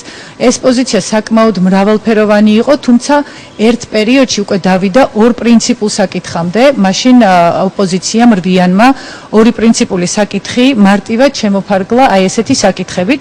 ერთი ამომრჩეველი, ერთი ხმა, აქ იყო ლაპარაკი ბიომეტრიაზე და ასე ვთქვათ, სიის გამართულობაზე და მეორე ძალიან მნიშვნელოვანი საკითხი, რომელიც ჩვენთვისაც ყველაზე მნიშვნელოვანია მთლიანად ამ საარჩევნო კოდექსში, ეს არის საარჩევნო სუბიექტების მიერ მიღებული ხმების და პარლამენტში მიღებული მანდატების პროპორცია. მე მიმაჩნია, რომ ეს არის ყველაზე მნიშვნელოვანი საკითხი, რომელმაც შეიძლება უზრუნველყოს თანაბარი საარჩევნო გარემო პოლიტიკური პარტიებისთვის. რა სისტემა გვაქვს, მე არ მინდა მაყურებელი უბრალოდ გადავღალო რთული რაღაც ფორმულებით, მაგრამ ძალიან მარტივად ვიტყვი ასეთ რამეს. როგორი სისტემა გვაქვს დღეს? არსებული სისტემით 50% აირჩევა მაჟორიტარული წესით და 50% პროპორციული წესით. მაჟორიტარული სისტემა არის ერთმანდატიანი და პირველ ადგილზე გასული, ანუ გამარჯვებულს მიაქვს ყველა ხმა, ამას ქვია და იმ შემთხვევაში, როდესაც ერთ პარტიას არ აქვს მნიშვნელობა ამ შემთხვევაში ვინ იქნება მართველი პარტია, რომელსაც უფრო მეტად მიუწვდება ხელი ადმინისტრაციულ რესურსებზე, აქვს ყოველთვის უფრო დიდი შანსი მიიღოს მეტი ხმა ვიდრე სხვა პოლიტიკურმა პარტიებმა. ძალიან ხშირად ასეთ შემთხვევაში მართველი პარტია კომპლექტებს ხოლმე მაჟორიტარული სისტემის ძირითად ნაწილს და ბრძოლა მიდის პროპორციულ სიებზე. ანუ ძალიან უბრალო ენით რო ვთქვათ, დღევანდელ პირობებში თუ ერთ პარტია 100 აქვს ქვეყნის მასშტაბით 30%-იანი მხარდაჭერა, მას შეუძლია პარლამენტში მიიღოს საკონსტიტუციო უმრავლესობა. მიუხედავად იმისა, რომ მას არ აქვს 50%-იანი მხარდაჭერა. დღევანდელი ცვლილებით, რომელიც არსებობს დღეს ახალ საარჩევნო კოდექსში, ეს პროპორცია ცოტათი შეცვლილია, თუმცა 50%-ამდე არ არის. ჩემის აზრით, საარჩევნო სისტემა და საპარლამენტო სისტემა იქნებოდა გამართული მხოლოდ იმ შემთხვევაში, თუ ერთ პარტიას 50%-იანი მხარდაჭერით მაინც შეეძლებოდა უმრავლესო კონსტიტუციო უმრავლესობის დაკომპლექტება და ალბათ სწორედ ეს არის ყველაზე დიდი პრობლემა. თუმცა არსებობს კიდევ რამდენიმე მნიშვნელოვანი პრობლემა, რომელიც ჩვენ გონია, რომ კანონმდებლობაში კვლავ არსებობს და აქ გაისმა რამდენიმე თემები დაისვა, მათ შორის არის ადმინისტრაციული რესურსების გამოყენება. სწორედ თქვენ ახსენეთ წეღან რომ არსებობდა წინასაარჩევნო უწყებათა შორისი ჯგუფი, მართალია ეს ჯგუფი არ იყო კანონით შექმნილი, თუმცა მასში იყვნენ იმდენად მაღალი თანამდებობის პირები, რომ მათ ჰქონდათ საკმაოდ დიდი ძალა და შესაძლებლობა, რომ მოერეგვარებინათ პრობლემები, მაგრამ ყველაზე დიდი პრობლემა ამაზე უკვე იყო ლაპარაკი, არის ისევ და ისევ რომ ბევრი საკითხი და ბევრი პრობლემა წინასაარჩევნო დარღვევა გამოუძიებელი დარჩა და დღესაც კი რამდენიმე ყველაზე მნიშვნელოვანი საკითხი კვლავ არ არის დასრულებული გამოძიება და ანუ იგივე პრობლემებია დარჩენილი. სხვებსაც მივცეთ საშუალება გამოთქვა აზრი. პირველ რიგში მოგესალმებით ტელემაყურებელს. საარჩევნო კოდექსის ეს პროექტი არის რთული და ხანგრძლივი საარჩევნო პოლიტიკური პროცესის შედეგი. მე ამით იმის თქმა მინდა რომ რამდენად სრულფასოვნად მიდიოდა თვითონ ეს პროცესი, ამის შეფასება თვითონ პოლიტიკური სპექტრის ესე ვთქვათ საგანია, ანუ შედეგი რაც ჩვენ გვაქვს ეს არის სწორედ ის რომ ნაწილი პოლიტიკური სპექტრის არ იყო ჩართული ამ პროცესში, ნაწილმა ბოლომდე არ მიიყვანა ვთქვათ აღებული ვალდებულებები, ნაწილი ბოლომდე მივიდა ამ შეთანხმებამდე. მე ერთი მინდა ვთქვა რომ როგორც არასამთავრობო ორგანიზაციის წარმომადგენელი ორი რამ არის მნიშვნელოვანი და ჩვენი როლი ამ პროცესში, ეს არის ამორჩეულთა სიების მონიტორინგი და საზოგადოების ინფორმირება თუ რა ტიპის ცვლილებები შევიდა ამ კოდექსში. ის რომ თვისობრივად იურიდიული ტექნიკის თვალსაზრისით ახალი საარჩევნო კოდექსი გვაქვს, ეს ძალიან კარგია, იმიტომ რომ კოდექსები არ იწერება მხოლოდ იურისტებისთვის და ამ დარგის სპეციალისტებისთვის, ანუ ძალიან პოპულარულ ენაზე იკითხება და ამდენად ვფიქრობ რომ მთავარი არის ის რომ მე არ ვეთანხმები მოსაზრებას რომ ცუდი კოდექსი შეიძლება კარგი არჩევნები ჩატარდეს და ისიც ითქვა და როგორც ჩანს ყველანი ვთანხმდებით რომ იდეალური კოდექსის შემთხვევაშიც კი შესაძლებელია ვერ მივიღოთ შედეგი. ამიტომ აქ მთავარი არის პოლიტიკური ნება, ჩატარდეს არჩევნები და საზოგადოების ესე ვთქვათ მობილიზება, ესე ვთქვათ და სრული ინფორმირება რასთან გვაქვს. მე მინდა ხაზი გაუსვა გარემოებას, რომელიც ეკამახსენა დასაწყისში, ეს იყო ახალი საარჩევნო კოდექსის გამოქვეყნება. ახალგაზრდათა ასოციაციისათვის ცნობილი გახდა მხოლოდ პარასკევს 16 სექტემბერს, რომ იურიდიულმა კომიტეტმა მოამზადა ასეთი სახის პროექტი და შესაბამისად ის პარლამენტის ვებგვერდზე დაიდო და ზოგადად ფორმა ამისი მიგვაჩნია რომ არასწორია, იმიტომ რომ მთელი მოლაპარაკებების პერიოდში ასევე თვითონ სარედაქციო ჯგუფშიც მთელი აქცენტი საზოგადოების ყურადღება ჩართული პირების გადატანილი იყო შეთანხმების მხოლოდ იმ საკითხებზე, რომელიც მიიღწა პოლიტიკურ პარტიებს შორის.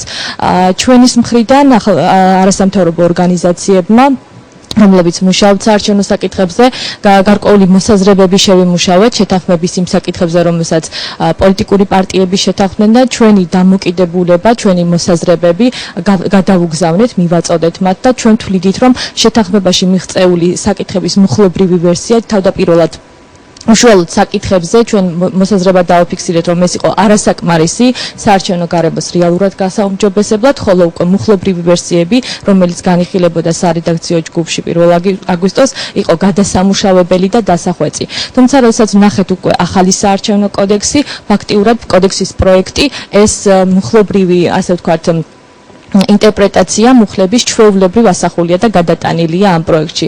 ამავე დროს საინტერესოა ის გარემოება, რომ ჩვენ არცამთავრობო ორგანიზაციებს გვაქვს ჩვენი მოსაზრებები კონკრეტულ საკითხებზე, იგივე რაც ნინამ ახსენა, ეს არის ადმინისტრაციული რესურსების საკითხები, ეს არის სიებთან დაკავშირებული საკითხები, ეს არის პოლიტიკური პარტიების დაფინანსების საკითხები, რომელსაც ოპოზიციური პარტიები და ასევე მმართველი პარტია იმ შეთანხმებაში არ შეხებია და ვთვლით, რომ ეს საკითხები არც არის წარმოდგენილი ახალ საარჩევნო კოდექსის პროექტში. ამის პარალელურად არის ისეთი საკითხები, რომელიც ძირეულ შესწავლას და ანალიზს საჭიროებს და ჩვენ ვაპირებთ ჩვენი მოსაზრებები უახლოეს მომავალში წარმოვადგინოთ აი ამ პროექტთან დაკავშირებით. აქ არის მთელი რიგი ცვლილებები, რაც შეიძლება ერთი თვალის გადავლებით ჩანდეს, დაწყებული იქიდან რომ თქვათ იგივე ცენტრალურ საარჩევნო კომისიას და მისთან მიდაქვემდებარებულ კომისიებს აღარ დაევალებათ ამორჩეულთა საერთო რაოდენობის გამოქვეყნება, დამთავრებული იმით, რომ რატომღაც არ გვხვდება მუხლებში ფოტო გადაღება რომელიც მანამდე დაშვებული იყო, არ გვხდება ასევე ვიდეო თვალის, ასე ვთქვათ, ვიდეო თვალის დამონტაჟება, რომლის ასე ვთქვათ, ინფორმაცია იყო საჯარო 15 წუთიანი ინტერვალით. არის საინტერესო მომენტები დავებთან დაკავშირებით, ერთის მხრივ გაიზარდა ეს გასაჩივრების ვადა პირველი ინსტანციის სასამართლოში, მაგრამ ის ატარებს ფრაგმენტულ ხასიათს და ეხება მხოლოდ საუბნო საარჩევნო კომისიის მიერ მიღებულ გადაწყვეტილებებს და რატომღაც არ შეხებია საოლქო საარჩევნო კომისიების მიერ მიღებულ გადაწყვეტილებებს. ჩვენი მოსაზრებები გვქონდა ასევე შემოწირულობების გაზრდასთან, ფაქტიურად გაორმაგებასთან დაკავშირებით. მიგვაჩნია, რომ ეს ამ შემთხვევაში არის მიუღებელი იგივე კორუფციის პრევენციიდან გამომდინარე და საპირისპიროდ ამისა ეს არის მუხლი, რომელიც მოითხოვს ლიმიტების არა გაზრდას, არამედ შენარჩუნებას. გასაგებია. ძალიან ერთი წინადადება უნდა დავამატო აუცილებლად და თუ პასუხსაც მოვისმენ, კარგი იქნება. პარტიების დაფინანსების ნაწილში, ეს არის პარტიების დაფინანსება გრეკოს რეკომენდაციებიც არსებობს საკმაოდ მრავალრიცხოვანი, რომელიც ამ კოდექსში, ახალ კოდექსში ჯერჯერობით ასახული არ არის, მაგრამ ერთი რამ არის ასახული. შემოწირულობებთან დაკავშირებით ფიზიკური და იურიდიული პირებისგან აქამდე არსებულ საარჩევნო კოდექსში იყო ასეთი ჩანაწერი, რომ იურიდიულ პირებს შეეძლოთ შემოწირულობა გაეხორციელებიათ პარტიისათვის, თუ მათ არ ქონდათ სახელმწიფო წილი. ახალ კოდექსის პროექტში არის ასეთი ჩანაწერი, რომ შესაძლებელია სახელმწიფო წილი იყოს 50%. ეს ჩემი აზრით საკმაოდ უცნაური ცვლილება არის და არ მგონია, რომ ეს პარტიების დაფინანსების გამჭვირვალობისკენ გადადგმული ნაბიჯი იყოს და მაინტერესებს რა იყო, თქვათ, აი ამის საბაბი. ბატონ პავლე შეუძლია ახლავე გიპასუხოთ ამ საკითხზე, შემდეგ აქეთა ფლანგს უნდა მივცე სიტყვა. ბატონ პავლე, ამ 50 ძალიან ბევრ თემას მინდა რომ გამოვიხსოვრო. კი ბატონო, მაშინ მოდით დავასრულოთ არასამთავრობო სექტორთან. მინდა მეთქვა, რომ 1 ოქტომბრიდან, როგორც არის თქვა მოლაპარაკება, უნდა შეიქმნას ჯგუფი, რომელიც გადაამოწმებს სიებს. ეხლა აქ არის ახალი პრობლემა, რომელიც არის ახალი პირადობის მოწმობები, რომელიც სამწუხაროდ აღარ არის საქართველოს მოქალაქის რეგისტრაციის მისამართი და ფაქტიურად წარმოუდგენელი იქნება გადამოწმება კარდაკარ, როცა ახალ პირადობის მოწმობაზე არ არის დაფიქსირებული პირადობის მოწმობა. პირადობის მოწმობაზე აღარ არის რეგისტრაციის ადგილი. თან ის შექმნის განსაკუთრებულ პრობლემებს არჩევნების დღეს, იმიტომ რომ იქნება რამოდენიმე სახის მოწმობა, იმ ახალ მოწმობაზე გაურკვეველი იქნება ის საზღვრებში, რამდენად არის ამორჩეველი, თქვა, როცა გაურკვეველი ამორჩეველი მოვა, რომელმაც არის რომელიც საარჩევნო უბანზე უნდა მისცეს ხმა, გაურკვეველი იქნება გადამოწმება, საერთოდ ის ადამიანი არის თუ არა ამ საარჩევნო უბანზე, იმის, იმიტომ მას არ იქნება მისამართი და გაურკვეველი იქნება რამდენად არის ამორჩეველი, იმ უბნის ამორჩეველი, რომელშიც მოვიდა. გასაგებია, ქაბატონეკა თუ გსურთ აი ეს რა ფაქტიურად ჩემო კოლეგებმა საკმაოდ ამომწურავად ისაუბრეს და საკმაოდ მწვავე კითხვები დასვეს. უბრალოდ მინდა გამოვეხმაურო ბატონი პავლეს საერთო რაოდენობის გამოქვეყნებასთან დაკავშირებით. მინდოდა მეთქვა, რომ საერთო რაოდენობა მაინც ჩვენ ვთვლით, რომ არის მნიშვნელოვანი ამ მომრჩეველთა საერთო რაოდენობა, თუნდაც იმიტომ, რომ არა, ეს მე როგორც ვიცი, შემაჯამებელ ოკში იქნება, ანუ მნიშვნელოვანია წინასწარ გამოქვეყნება, რა თქმა უნდა, მნიშვნელოვანია ვიცოდეთ, როდესაც ხდება, ვთქვათ, საზღვრების გადანაწილება, სწორედ აი ეს უკავშირდება იმ საკითხს ერთი მანდატის წონა, ანუ კონკრეტულ საარჩევნო და ჩვენ გვაქვს ერთმანდატიანი მაჟორიტარული ოლქები და კონკრეტული მაჟორიტარული ოლქების საზღვრებში რა რაოდენობის ამომრჩეველი არის რეგისტრირებული წინა საარჩევნოდ. მე მგონი ეს არის ის საკითხი, რომელიც არის მნიშვნელოვანი. ეს არის კიდევ ეს კოდექსი, ანუ არავინ არ მალავს, რომ რამდენი იქნება უბანზე ამომრჩეველი, ან ვინ არიან ეს ამომრჩეველი. ამას არ ეხება, ეს არის ჯამური რაოდენობაზე არის საუბარი, რომელზეც კიდევ ერთხელ ხასვას, რომ გარდა იმისა, რომ თქვა ბარიერის თვალსაზრისით არ აქვს არსებითი მნიშვნელობა ამას. იმ კომისიის შექმნასაც უკავშირდება ეს ცვლილება, რომელმაც უნდა დაადგინოს სიები და რომელმაც უნდა გადაამოწმოს ეს სიები. ამიტომ ამ ნაწილში მე მართლა ვერ ვხედავ რა არის პრობლემური, თუ ამას რაღაც განხილვების დროს იქნება ეს სარედაქციო ჯგუფის ფორმატში, იქნება ეს საკომიტეტო ფორმატში ან სხვა შეხვედრების დროს კონკრეტული პრობლემა წარმოჩინდება, რომლის გამოც აი ამ ნორმის შეცვლა შეიძლება, კი ბატონო, ამაზე ვიმსჯელოთ და შეგვიძლია რომ ამასთან დაკავშირებით ჩვენი პოზიცია ჩამოვყალიბოთ. მეორე საკითხი რაც ახსენეთ და დაუბრუნდები აუცილებლად იმ თემებს, რომელიც საკითხი ასევე ნათქვამი. მეორე საკითხი უკავშირდება ახალ პირადობის მოწმობებს, სადაც არ არის რეგისტრაციის ადგილი, ეს ნამდვილად ესეა, თუმცა მე არ მგონია, რომ აქაც რაღაც განსაკუთრებული პრობლემა შეიქმნას მარტივი მიზეზის გამო. ჩვენ დღემდე გვაქვს საარჩევნო კოდექსში ესეთი ჩანაწერი და მოქმედებს ეს ნორმა, რომ ადამიანს ამომრჩეველს შეუძლია გამოცხადდეს საარჩევნო უბანზე თავისი პასპორტით, ჩვეულებრივი პასპორტით, რომელიც მეშვეობითაც ის საზღვარგარეთ მოგზაურობს, სადაც ასევე არ არის ჩანაწერი მისი რეგისტრაციის ადგილის შესახებ. ეს არ ნიშნავს, რომ ვერ დგინდება ეს ადამიანი ამ უბანზე არის თუ არა. თუ ეს ადამიანი არის აი ამ კონკრეტულ სიაში და მან წარმოადგინა თავისი პირადობის დამადასტურებელი, მიუხედავად იმისა, იქ რეგისტრაცია მიწერილი არის თუ არა, მარტივად შეიძლება რომ მან ხმა მისცეს და კიდევ ერთხელ ხაზს უსვამ. ეს დღესაც ხდებოდა იმ შემთხვევებში, როდესაც ამომრჩეველი უბანზე მიდიოდა ეგრეთ წოდებული საზღვარგარეთის პასპორტით. ხო? ამიტომ აქ რამდენად ხარვეზები იქნება ვერ გეტყვით, მე არ ვფიქრობ, რომ ეს რაიმე შეცვლის ან გაამრავლებს აი ამ ხარვეზებს ან რაიმე პრობლემა შეუქმნის საუბნო კომისიებს. მეორე მხრივ, ჩვენ გვაქვს ძალიან კონკრეტული მექანიზმი, როდესაც აი ამ კომისიას შეუძლია სიების დადგენაში მიიღოს მონაწილეობა და ამ სიების გამჭვირვალეობასთან დაკავშირებით კიდევ უფრო მეტი ნაბიჯი შეიძლება რომ გადაიდგას. საკითხი კიდე ერთი, რომელიც თუმცა მანამდე ქალბატონეკას რაღაც ამ საკითხთან დაკავშირებით შეიძლება წარმოქმნას პრობლემა, უბრალოდ მიშა მისაუბრა იმაზე, რომ გადამოწმების პროცესში ეს იქნება პრობლემა და სწორედ აი იმ კომისიას, რომელიც უნდა შეიქმნას, მათ ექნებათ საშუალება, რომ კონკრეტული წამკითხვის მეშვეობით ესეც დაადგინოს, თქვა, რა არის ეს და სად არის ის რეგისტრირებული. რამოდენიმე ნორმა, რომელიც იყვნენ არჩევნებიდან რეგისტრაციიდან მოხსნილი ამორჩევლები, საზღვარგარეთ ყოფი ამორჩევლები, ანუ პრობლემას გვიქმნა და ყოველთვის პასპორტი. იმიტომ რომ მოქალაქის პირადობის მოწმობაში ყოველთვის იყო რეგისტრაციის მისამართი და ადვილი იყო. ანუ ეხლა უფრო პრობლემა მოიმატებს. არაფერი პრობლემა ამითი არ აღმოიფხვრება. როცა მისამართი არ არის. პრობლემები შეიძლება გაჩნდეს, პირიქით ეს არ არის წინასწარი ნაბიჯი არჩევნების ადამიანი არჩევნებზე. მას ჰქონდა თუ არა ხმის მიცემის? მას ჰქონდა პრობლემა და ესეც ჰქონდა პრობლემა.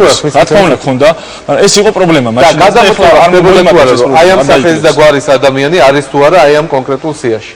როცა არ არსებობს განსაკუთრებულად მაღალი დობლები. ჰქონდა პასპორტი, აუცილებელი ვალდებულება იყო, რომ ჰქონოდა პირადობის მოწმობა, სადაც რეგისტრაციის მისამართი იყო დაფიქსირებული.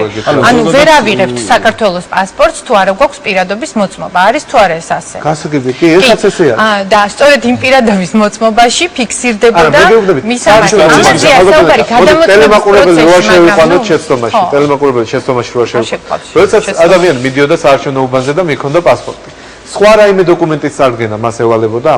მას არანაირი უბანზე არ არის საუბარი, გადამოწმების პროცესზეა საუბარი. მიიღო ბიულეტენი და ანუ თქვენი საზრით დობას მოუმატებს თუ არა ეს ანუ როცა არ არის განსაკუთრებულად მაღალი დობა ამ საარჩევნო სიების მიმართ. გაიზრდება თუ არა დობა ახალი პირადობის მოწმობები რო არსებობს, თუ დარჩება იგივე ან შემცირდება. ხო, ანუ ჩვენი აზრით ეს არ მოუმატებს დობას თუ არ შეამცირებს. ჩვენი პოზიცია ეს არის.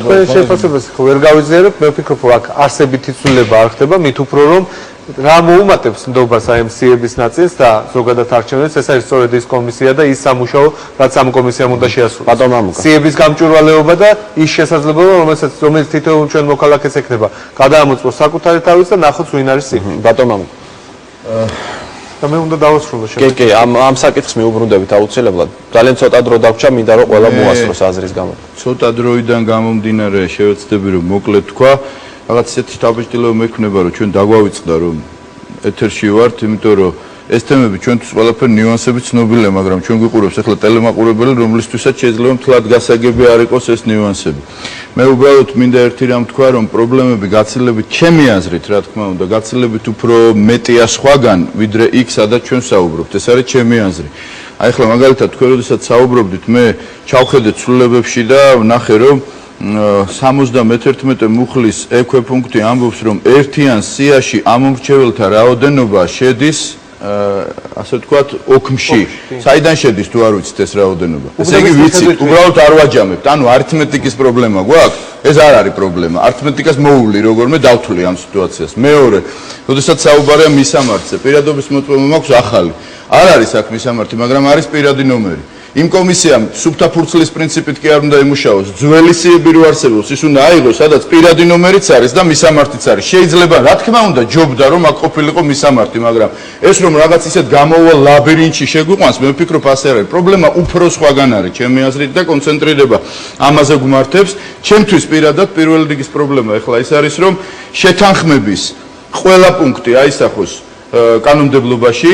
მეორე, რაიმე ისეთი პუნქტები არ აისახოს, რომ გაუმჯობესებულ საარჩევნო კოდექსს გააუარესებს სხვა მიმართულებებით, ახალი ინოვაციები, მაგალითად, რაზედაც აქ იყო საუბარი ნაწილობრივ და პლუს მესამე, როდესაც არასამთავრობო სექტორს ჰქონდა და დღესაც აქვს ცალკეული წინადადებები, იქნებ შეთანხმების მიღმა ამ წინადადებებზე შეჯერებაც მოხდეს ხელისუფლებასთან და დამატებით აისახოს კოდექსში.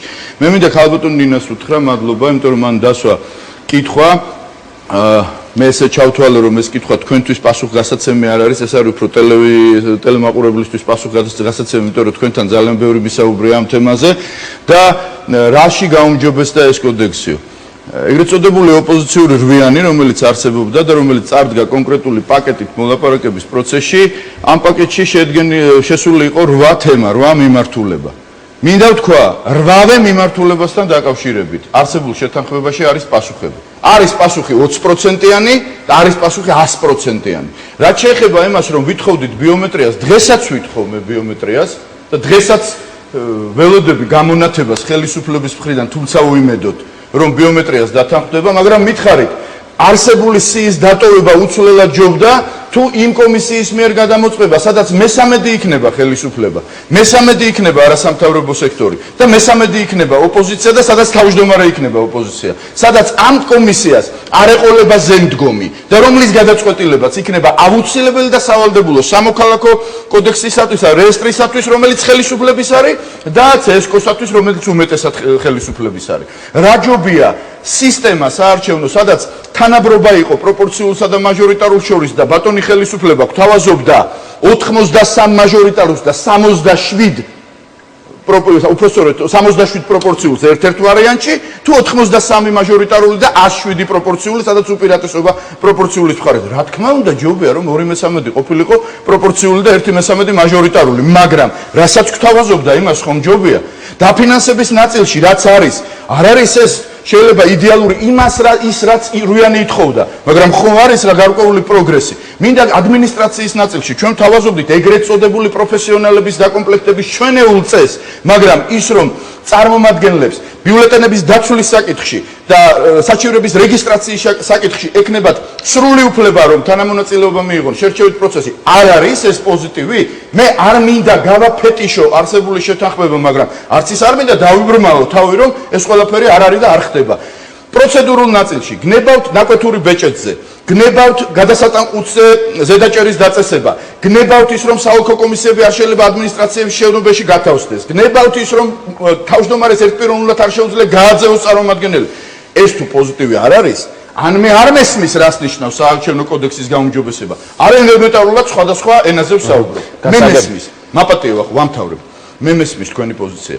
თქვენი არასამთავრობოების პოზიცია აბსოლუტურად გასაგებია, იმიტომ რომ თქვენ უნდა იბრძოლოთ უკეთესზე უკეთესისათვის, კიდევ უფრო უკეთესისათვის, ბოლოს იდეალურისათვის, მაგრამ როდესაც პოლიტიკოს არ ახლავს პრაგმატიზმი კონკრეტულ შედეგში, როდესაც ქართული პოლიტიკური ოპოზიციის მთავარი პრობლემა, რომ შედეგი დააყენოს ამ ხელისუფლებასთან ურთიერთობაში და არ დარჩეს ცარიელი ლაპარაკი უკიდეგანოთ ბოლომდე, ნუ ელემენტარულად ამას არ ქვია პოლიტიკოსი და იმ ოპოზიცияსაც მესმის, რომელიც დღეს განზეა გაწეული, იმიტომ რომ მათ თავისი მდგომარეობა აქვთ. თუ გნებავთ თავის პოზა აქვთ, მე არ ვამბობ ამას ცუდი და ცინიკური თვალსაზრისით. გასაგებია ამათით, მაგრამ ჩემი პირადად არჩევანი, მე ვარ შეთანხმებაზე ხელის მომწერი ახალი მემარჯვენეების მხრიდან. განაპირობა სამმა ფაქტორმა, ამას ვამბობ ღიად. პირველი, ეს არის პოლიტიკური გამოცდილება, რომელიც მე და ჩვენ ახალ მემარჯვენეებს დაბიგროვდა ამ ხელისუფლებასთან ურთიერთობაში.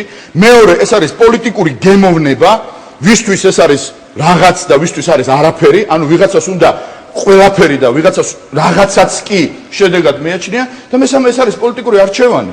ვიღაცას უნდა და რვიანიდან ბლოკის გაკეთება და არა საარჩევნო გარემოს გაუმჯობესება. ამიტომ ამ სამ ფაქტორზე დაყრდნობით მე ხელი მოვაწერე ამ შეთანხმებას, ავიღე პასუხისმგებლობა, ვიბრძვი იმისთვის, რომ ეს შეთანხმება კანონმდებლობაში აისახოს და კანონმა იმუშაოს და მერე ვილაპარაკოთ ეს პოზიტივია, ნეგატივია, გაუმჯობესებაა, კარგია, ცუდია. რაც შეეხება იმას იმედი არის და შანსი არა, შანსი არ არის ყველა რო კმაყოფილი დარჩეს ვახო.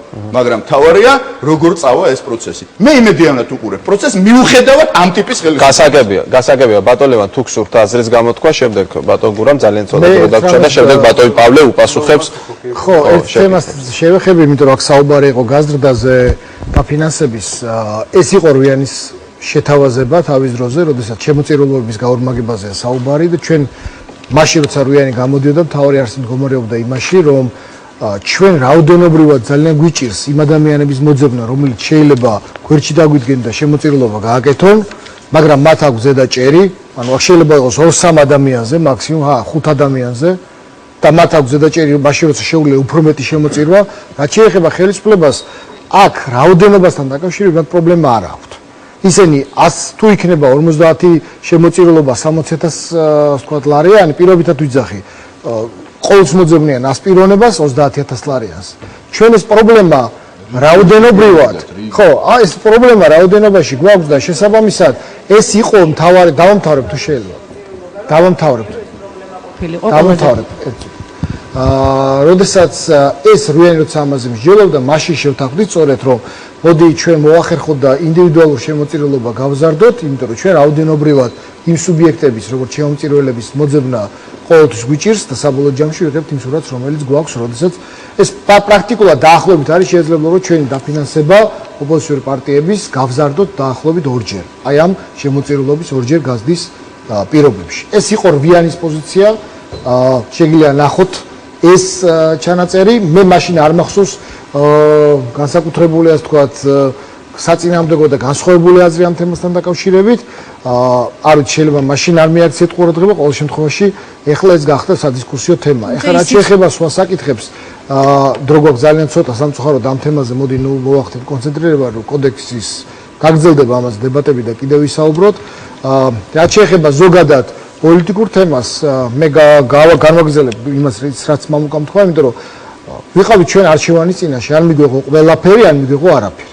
ამ შემთხვევაში ყველაფერი არ მიიღება ნიშნავდა სწორედ არაფერს. ჩვენ ეს გზა ნამდვილად არ არის ჩვენთვის გასაზიარებელი და ჩვენ რაც დავფუძნით, სწორედაც ვთილობთ პრაგმატულად, მაქსიმალურად მივიღოთ ის შედეგი, რომელიც იმ კონკრეტული რეალობისთვის არის დამახასიათებელი. ეხლა ეს ბუნებრივია, რომ 107 43-ზე რა ყოფილიყო, ნამდვილად ჩემთვის უფრო საინტერესო იქნებოდა, უფრო ასე ვთქვათ, პროპორციების თვალსაზრისით და შედეგის თვალსაზრისით, მაგრამ ეს არის დაახლოებით ის რეალობა, რაც შეიძლება ეხლა გაკეთებულიყო, ასე ვთქვათ. თუ პოლიტიკური პარტიები, სხვა პარტიები მოახერხებენ და ბატონ პალიკოს და მის კოლეგებს ასე ვთქვათ, დაიყოლიებენ სხვა ტიპის დათმობებზე, კი ბატონო, ღმერთმა ასე ვთქვათ, შეაძლებინოთ და ბატონ პალიკოს ვუსურებ, რომ იქნება მათ მაინც დაუთმონ სხვა თქვენ მიმართულები და ამის ნამდვილად არაფერი არ მექნება საწინააღმდეგო ბატონო პალიკო, ოღონდ თქვენ კიდე რაიმე დათმობებზე წადით, თუნდაც სხვა პოლიტიკურ გასაგებია ბატონ გურამ და შემდეგ ბატონ პავლეს ჩვენ საკმაოდ რო გვექნება, იმიტომ რომ საარჩევნო კოდექსზე მუშაობა და მისი განხილვა ეხლა დაიწყო, ანუ პროცესის დასაწყისთან გვაქვს საქმე და ცალკეულ მუხლებთან, ცალკეულ საკითხებთან დაკავშირებით კიდევ შევიკრიბებით ჩვენ, მაგრამ მე მინდა თავი აღნიშნო, 2012 წელი არ არის მარტო ხელისუფლებაში ვინ მოვა, ან რა თქვათ, რა დოზით,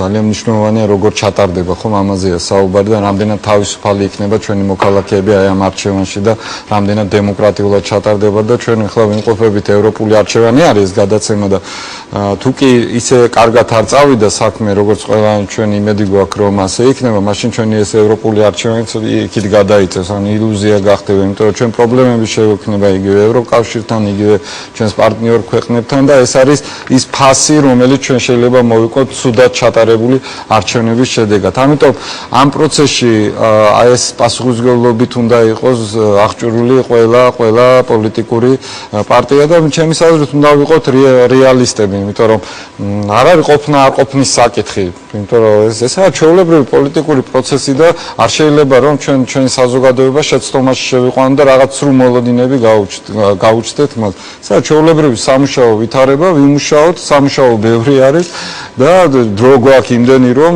გარკვეულ რაღაც საკითხებზე შევთანხმდეთ და საზოგადოება საქმის კურსში იყოს. ბატონ პავლე, მოკლედ რაც შეიძლება. ძალიან მოკლედ, მე ჯერ მინდა იმ კითხოს უპასუხო, რაც უკავშირდებოდა თქვა დაფინანსებას, მათ შორის იმ საწარმოებიდან, სადაც 50%-ზე მეტი აქვს სახელმწიფოს, ეს ბუნებრივია, შეზღუდულია. იქ თუ თუ საწარმოში 50% ნაკლები არის სახელმწიფო წილი. ასეთ შემთხვევაში საწარმოში გადაწყვეტილებას იღებს არა სახელმწიფო, არამედ ის სუბიექტი, რომელიც დანარჩენ უფრო უმეტეს წილს ფლობს.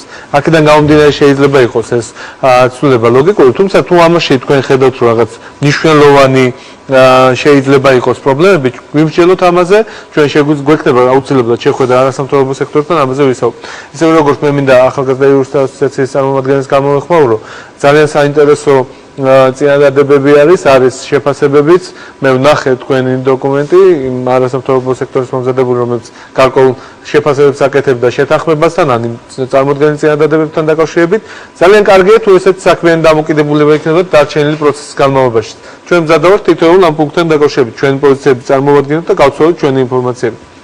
ერთ რამეს მინდა კიდე გამოვეხმაურო, აქ კალბატონმა მახსენა, რომ თურმე შეიძლება რომ რომელიმე პოლიტიკურ ძალა შეიძლება კონდეს 30%-იანი ხარდაჭერა საზოგადოებაში ქვეყნის მასშტაბით და მან მოიპოვოს საკონსტიტუციო უმრავლესობა. ასეთ რამე შეუძლებელია კალბატონინა, მე არ მინდა ხა არითმეტიკაში შევიდე და გადავთვალოთ, თქვა უბნების მიხედვით 30% გაქვს ხარდაჭერა, რამდენი მაჟორიტარული ოლქი შეიძლება მოიგო და ასე შემდეგ. ამ დავაში უბრალოდ არც ეთერი გვაძლევს ამის საშუალებას და რთულიც იქნება ესე საუბარი. ზოგადად მოსახლეობის ხარდაჭერაზე ვსაუბრობ მეც. 30% ყოფნით იმის იმისთვის რომ ერთი მანდატი გაიმარჯვოს. ეს რომ თუ პოლიტიკურ ძალას აქვს 30% მხარდაჭერა, ის მოიგებს საკონსტიტუციო უმრავლესობა. ესეთი რამე არ არის არც ამ კოდექსით და შესაბამისად მე მინდა ვთქვა, რომ ნამდვილად არის ძალიან მნიშვნელოვანი. ეთქვა არასწორად ეთქვით, ან კი ბატონო, ამაზეც გავაბშკილოთ შეიძლება, უბრალოდ არ მინდა რომ ტელემაყურებელი შესწომაში შევიდეს. ბატონო პავლე, დასასრულის ერთი რამ შემიძლია თქვა, ძალიან მნიშვნელოვანია რომ ამ ტიპის შეთანხმება პოლიტიკურ ძალთა შორის არსებობს. მნიშვნელოვანია რომ ეს შეთანხმება არ დასრულდა ერთი ხელმოწერით კონკრეტულ შეთანხმებაზე და მათი ამ შეთანხმების კონკრეტული პუნქტების იმპლემენტაცია არის თითოეული ჩვენთაგანის სრულისაგანი. მნიშვნელოვანია რომ ამ პროცესში იყოს ჩართული არასამთავრობო სექტორი და საზოგადოებას კონდეს მაქსიმალური ინფორმაცია ამასთან დაკავშირებით. ასეთ შემთხვევაში ჩვენ გვექნება სწორედ ის ევროპული არჩევანი და ევროპული არჩევანი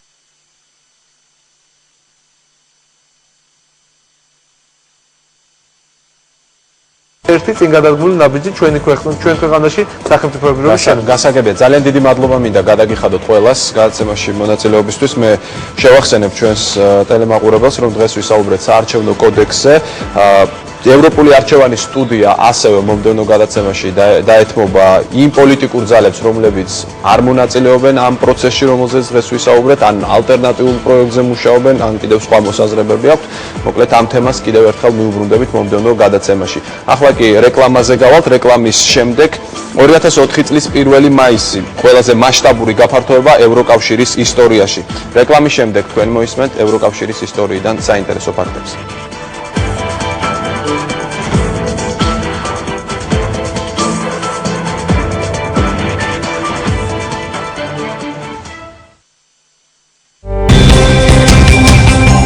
ევროპული არჩევანი კვლავ ეთერშია და ახლა წარმოგიდგენთ საინტერესო ფაქტებს ევროკავშირის ისტორიიდან. 2004 წლის 1 მაისი ევროკავშირის ყველაზე მასშტაბური გაფართოების თარიღია. ევროკავშირში 10 ქვეყანა გაწევრიანდა, რამაც მნიშვნელოვნად გაზარდა თანამეგობრობის როგორც ტერიტორიული საზღვრები, ისე მოსახლეობა. ამ გაფართოებას მკვეთრად გამოხატული პოლიტიკური ხასიათი ჰქონდა. განსაკუთრებით მნიშვნელოვანი იყო ევროკავშირში ბალტიის ქვეყნების გაწევრიანება. ეს სამი პოსტსაბჭოთა ქვეყანა, რომელთა ტერიტორიები მეორე მსოფლიო ომის შემდეგ ოკუპირებული იყო საბჭოთა რუსეთის მიერ, მხოლოდ 1991 წელს გახდნენ დამოუკიდებლები და ამ თარიღიდან თავისი პოლიტიკა დასავლეთისკენ მიმართეს, რამაც მათი ტერიტორიებიდან რუსეთის ჯარის გასვლა გამოიწვია. მიუხედავად რუსეთის დიდი წინააღმდეგობისა, ლიტვა, ლატვია და ესტონეთი 2004 წლის გაზაფხულზე ნატოსა და ევროკავშირის სრულუფლებიანი წევრები გახდნენ. 2004 წელი აგრეთვე საზეიმო აღმოჩნდა პოლონეთის, უნგრეთის, სლოვენიის, სლოვაკეთის, ჩეხეთის, მალტისა და კვიპროსისთვის. ევროკავშირის წევრი ქვეყნების უმრავლესობა ასეთი დიდი გაფართოების წინააღმდეგი იყო, რადგან ისინი შიშობდნენ, რომ ეკონომიკურად არასტაბილური და დიდ ქვეყნებთან კონფლიქტში მყოფი წევრობის კანდიდატები რთული პრობლემის წინაშე დააყენებდნენ ევროკავშირს. მიუხედავად ამისა, თანამეგობრობის წევრებმა ეს გადაწყვეტილება მიიღეს და უკვე 2003 წლის 16 აპრილს ათენში ევროკავშირის კანდიდატმა და წევრმა ქვეყნებმა ერთობლივად მოაწერეს ხელი გაწევრიანების შესახებ ხელშეკრულებას, რომელიც 2004 წლის 1 მაისს ამოქმედდა და ეს ფაქტი ქვეყნების ლიდერებმა ერთობლივად დუბლინში აღნიშნეს. ამ საზეიმო აღნიშვნას ესწრებოდა ევროკომისიის პრეზიდენტი რომანო პროდი.